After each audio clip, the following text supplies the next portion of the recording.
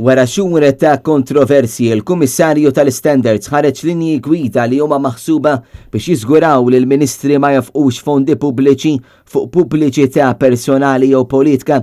Il-linja gwida li tpoġġew għall-konsultazzjoni jkopru mhux biss reklami, iżda anki artikli li jkunu ppubblikati bi ħlas, fuljetti, kartolini, oġġetti li jitqasmu bħala regali u materjal audiovisiv li jxandar fuq it-televiżjoni jew il-medja soċjali dejjem jekk dawn ikunu mħallsa b'fondi pubbliċi.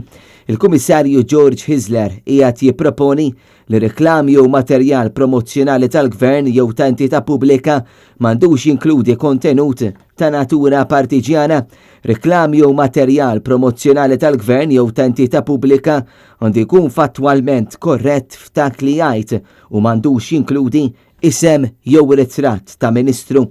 Foljett jew dokument ieħor maħruġ mill-Gvern jew entità pubblika jista' jinkludi kontenut li jirreferi għal Ministru sakemm dan il-kontenut ikun strettament limitat u jikkontribwixxi għall anijiet leġittimi tad-dokument. Pubblikazzjoni li tkun sponsorjata mill-Gvern għandha tindika dan il-fatt għal finijiet ta' trasparenza. Ministru għandu jiddiriġi fondi pubbliċi lejn il-medja għal finijiet ta' riklamar skont kriterji ġusti u oġġettivi.